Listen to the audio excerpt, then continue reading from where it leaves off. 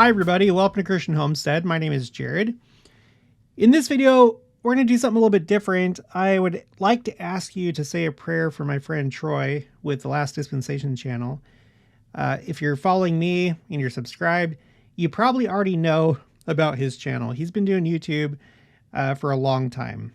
And when I say a long time, I'm just talking about all these different church podcasts and stuff. He's like in that very first group. I actually have a spreadsheet that I maintain for myself and for other LDS influencers. And so I see the big picture, and Troy, you know, he's in that very first group. There was like just kind of like a sudden explosion of LDS content creators. Probably around like, you know, say like 2018, 19, 20. That's when you get this like first kind of batch of podcasters, and he was part of that group, and he has stuck with it. But recently, you know, he's been going through some trials, and he hasn't been able to make a video for a while now. He has other things going on in his life. The last one he made was about a month ago, and he's been very consistent ever since he started. His first video is actually from, let's see, May 8th of 2019. I started mine on August 9th of 2021. So he's been doing it longer than I have. He's made 1.1 thousand videos, and he's fairly consistent. So I'm not going to go into the nature of, you know, what he's facing right now. It's actually, it seems like it's kind of been a rough year for him ever since like maybe, you know, September, October of last year. He's had various trials that he's had to go through.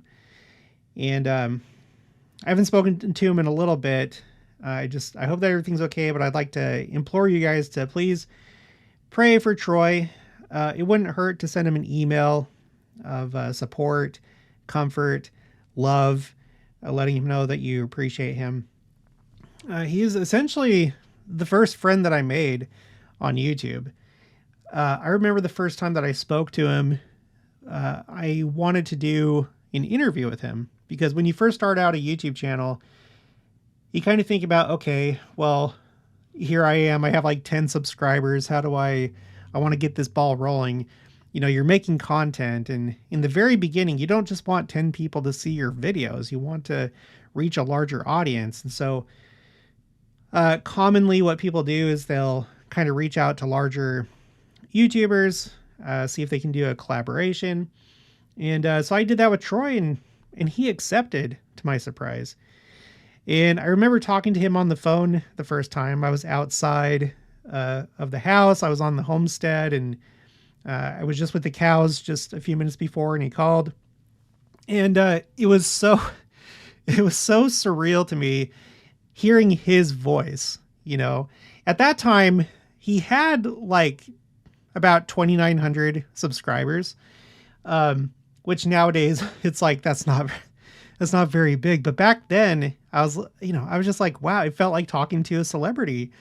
I was starstruck, and I never thought that we would become friends. And yet we did. And we've been on this like strange path together doing YouTube, and have shared in all these like different experiences, whether it's, you know, people in the comments section, or whether it's things happening in the church. And then there's just these unique stresses and trials that you go through as you're doing YouTube and other platforms. And so we've been a support to each other, and we very frequently talk on the phone, and text and stuff like that. And we've just grown really close.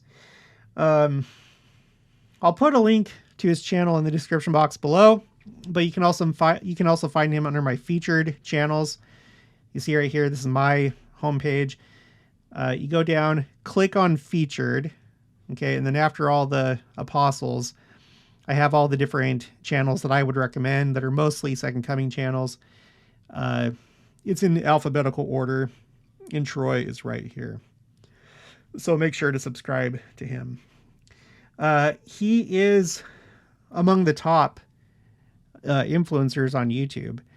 A lot of times people will pay attention to the subscriber number, and that's important. It is a measure of how well your channel is doing in a sense. But what I feel like is a more meaningful number is if you go to more right here, and then you go down, it shows you the total number of views that a channel has had. And I feel like this is a better measure of if people are actually watching your channel, because I don't know about you, but I have so many channels that I've subscribed to. Like I'll come across a video, I like it, and then I don't want to forget about that channel, so I subscribe. But probably something like 95% of the channels that I've subscribed to, I haven't gone back to watch their stuff. And I'm willing to bet that you're probably in a similar situation. Maybe not, but so I think it's a measure of making a good first impression and capturing somebody's interest. But essentially a subscriber is a bookmark. It's not really like, oh, this is my active audience. It's more of like a bookmark. And so when you look at my spreadsheet, and again, it's a private spreadsheet, but Troy is in the top 10% of all LDS podcasters. He's, he has seniority, and he's done a really, really good job. I would encourage you to go back and look at some of his old videos, because we all put so much effort into this, and we do our research, and we talk to people, and we share our testimonies, and we testify, and there's just so much good stuff within that 1.1 thousand videos that he's made. And some of those videos include, so here's his first video. Oh, and by the way, I have a playlist called Special Guests. I don't think I have every single one on here, because sometimes I forget to put it on here, like if I do an interview with somebody else. But I've done a number of interviews with Troy, and it's crazy to see how we've changed over the years. I mean, it's only been 4 years that I've been doing this, but like in the very beginning, it's just, just like anything in life, you go through this process of refinement and perfecting your project that you're working on, but this is what we looked like back then. This was 3 years ago. There's Troy. And then here's me. That's when I was still in just like hardcore homesteading mode. But then I realized, this is a church channel. I wanted to come across better on camera and just be a little bit more serious looking. There was actually this special area devotional for Oklahoma and Kansas, and Sister Nelson spoke, and she talked about beards. She told a story about a guy that he kept getting the prompting to shave, and he went through all these justifications, thinking, well, the prophets of old, ancient times, they had beards. And even in our dispensation, you have Brigham Young and others that had beards. And so he trimmed it and made it look nice and clean cut, but he was still getting those same promptings. And then he finally just shaved. And I watched the other area devotionals that were part of that same series, the same series that the Oklahoma, Kansas devotional was a part of.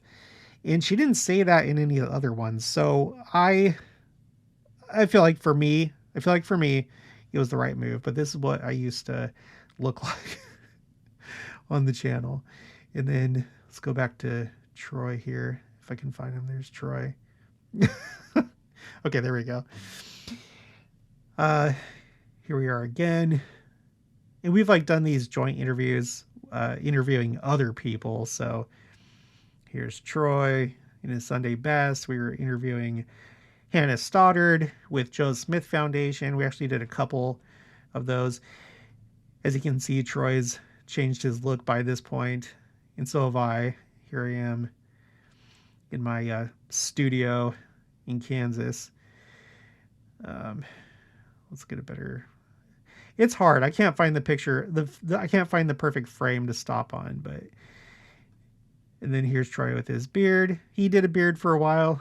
This was his Commander Riker from Star Trek beard days, and it looks good on him, actually. I think he looks good with a beard. At this point, he has the blue lighting in the background, and I guess we did this around Christmas. And then this is the more recent look, and now he's down to just a goatee. And then, well, I'm not going to show him. I basically look the same there. We interviewed Daniel C. Peterson, and that was a really good interview. We talked about the Middle East, because that's his, some of his expertise and what he's studied. And I don't know, we've just been on this journey and adventure together. And I don't know what the future holds for Troy. Like I said, he's going through a trial right now. I don't know. Yeah, I don't know if it's going to like end his channel. He may just go ahead and get back to it. I'm not really sure at this point, but that's why I want to make this video and just ask you to say a prayer for him. Send him your love. Please send him emails, and maybe you can comment on some of his videos. But I know that he would really appreciate that right now. So I pray for him as well. He's done such an amazing job. One of the big milestones on his channel is he kind of started talking to Tim Ballard right here. And, each one of us, we have like these unique opportunities that have come our way with special guests or special topics. And that was one for him that has been really big. But Troy has really been into like the interviews, like interviewing other people. And I feel like he does a good job with that. Probably better than me. I don't feel like I do very good. He has a really good like radio voice. I feel like that's one of his strong suits is he sounds good as he talks. He has a good voice for doing YouTube. But I'm like, oh, yeah, there's him and Rachel, my friend Rachel, with Women in Priesthood. Make sure to subscribe to her too. But it's just wild. So much time, so much effort, so much work. And we're all trying to do the best that we can to share the gospel, think deeply about these topics, anticipate Christ's return. Make sure to subscribe to her as well. And just do this together as a community. And I know I speak for Troy when I say I hope that all of us are doing the best that we can for you and provide you with some kind of value. This is all just extracurricular stuff outside of church, but hopefully it draws you closer to the Savior, and hopefully we all learn together, learn about the church more, and grow in our testimonies. But anyway, that's going to be it for this one. I'll talk to you guys later.